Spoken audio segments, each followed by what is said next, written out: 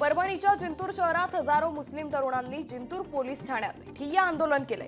इस्लाम धर्माचे प्रेषित हजरत मोहम्मद पैगंबर यांच्याबद्दल अवमानकारक वक्तव्य करणाऱ्या स्वामी नरसिंहानंद सरस्वती महाराज यांच्यावर गुन्हा दाखल करण्याच्या मागणीसाठी हे आंदोलन करण्यात आले। पुण्याजवळील रिंग रोडसाठी 42,000 कोटींचा निधी मंजूर करण्यात आलाय।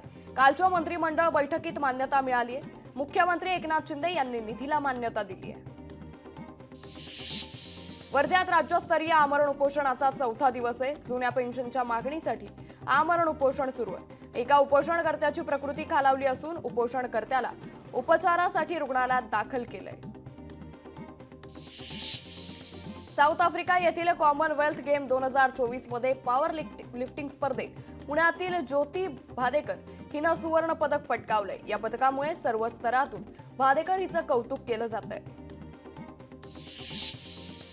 बीडमध्ये सोयाबीन खरेदी केंद्र सुरू होण्यास उशीर झाल्यानं व्यापाऱ्यांकडून शेतकऱ्यांची लूट सुरू आहे। पैशांची गरज असल्यानं शेतकरी मिळेल त्या दरात सोयाबीन विकतोय।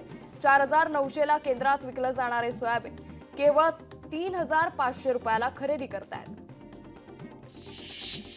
महाराष्ट्राचे राज्यपाल CP राधाकृष्णन हे 2 दिवस अकोला दौऱ्यावर आहेत। पंजाबराव देशमुख कृषी विद्यापीठाला भेट दिली।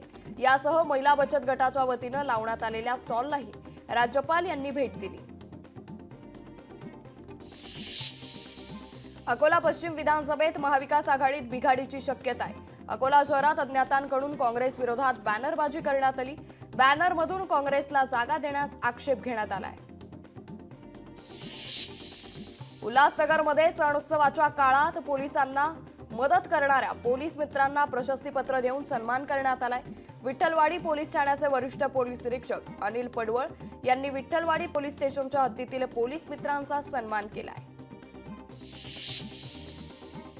विदर्भातील सर्वात पुरातन तसेच भगवान गौतम बुद्ध यांच्या काळापासून जगप्रसिद्ध असलेल्या पाली भाषेला केंद्र सरकारनं अभिजात भाषेचा दर्जा दिलाय। याबद्दल ऑल इंडिया भिक्खू संघाकडून पंतप्रधान नरेंद्र मोदींचे आभार व्यक्त केले। MBBSच्या विद्यार्थ्यांच्या प्रवेशाबाबत दुसऱ्या दिवशीही तोडगा निघाला नाहीये। यामुळे महाविद्यालयांनी आजही प्रवेश प्रक्रिया न राबवण्याचा निर्णय घेतलाय। राज्य शासनासोबत खासगी महाविद्यालयांची बैठक न झाल्यानं प्रवेश प्रक्रिया रखडली आहे। पंजाबसह राजस्थानमधून पावसाचा परतीचा प्रवास सुरू झालाय। परतीच्या प्रवासाला निघालेला मान्सून येत्या 3 दिवसात महाराष्ट्रात दाखल होण्याची शक्यता आहे। मंगळवार दरम्यान मुंबईत परतीच्या पावसाचं आगमन होणार असल्याची माहिती आहे।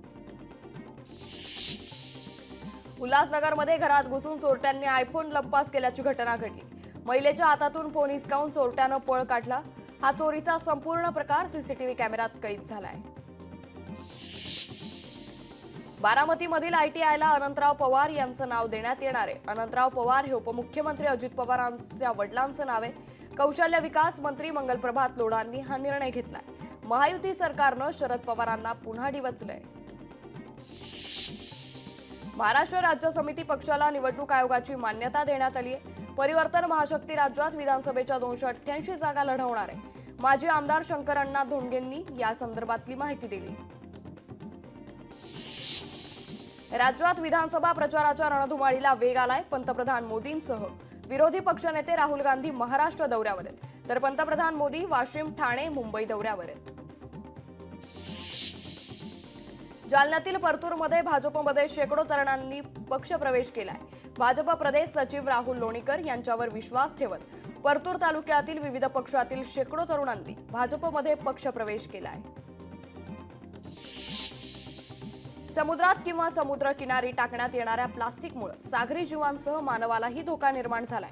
समुद्रातील प्रदूषणाबाबत उच्च न्यायालयाकडून नाराजी व्यक्त करण्यात आली आहे।